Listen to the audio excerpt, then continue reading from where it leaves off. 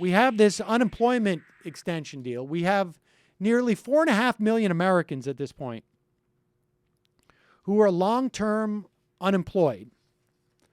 Before they went on recess, the Senate basically had a deal to extend retroactively long-term unemployment to the tune of about $10 billion. The Senate, according to Harry Reid, plans to pass this when they return next week. It was offset. The cost of it was offset because there was an insistence by Republicans that it be paid for by something called pension smoothing and other savings, which is ridiculous, but whatever. The other aspect of this deal was that anyone who made $1 million last year cannot get extended unemployment insurance this year. Now, I don't know how many people find themselves in that situation. I don't know if the cost to the federal government is in the hundreds of dollars or the thousands of dollars or even into the way hundreds of thousands of dollars that are being wasted to provide the other 4.69999 people who didn't make $1 million last year. Well, you start adding all those numbers up, Sam, right, with including things like foreign aid, and pretty soon you have about like 0.5% of the federal budget. Right. Maybe not even. Yeah, that's probably really overshooting. But that was in there so that the Republicans who signed on to the bill, the 5 Republicans, I think, in the Senate, could go back to their districts and say, we're not wasting money on giving this to millionaires or lottery winners. The House Republicans are actually demanding that unemployment benefits get restored only for people making over $1 million a year. Well, no, this is what has happened. The reason why I don't know that number is because no one knows that number. And the reason why nobody knows that number is because there is no system to means test unemployment benefits. Everyone pays in to unemployment benefits. There's been no reason for it. And the fact of the matter is that even if we were to find out how many of those people are, it is so infinitesimal. It is so irrelevant to what we're talking about.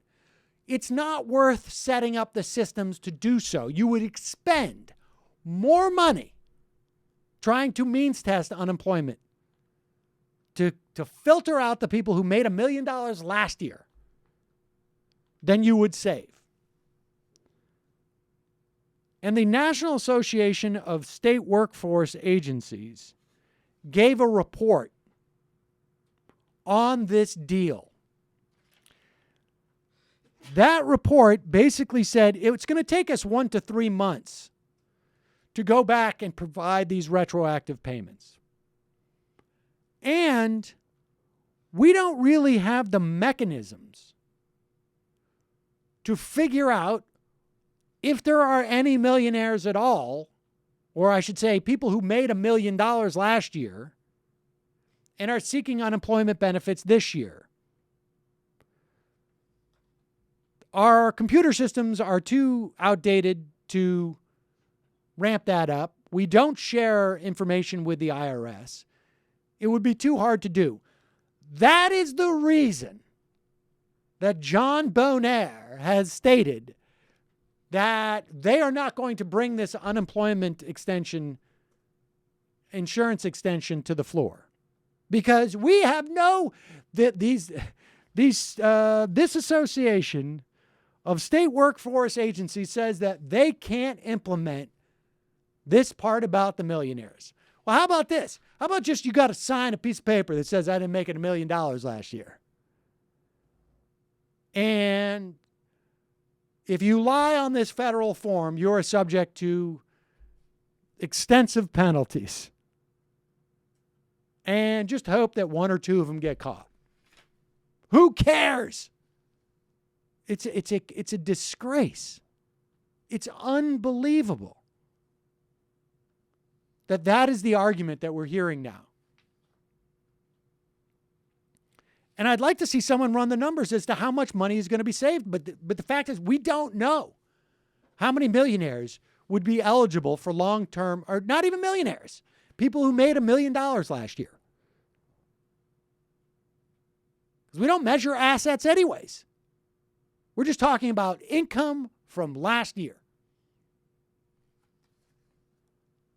We can't even run the numbers to find out how much more it would cost to implement this means testing than it would save, because we don't even bother to count that.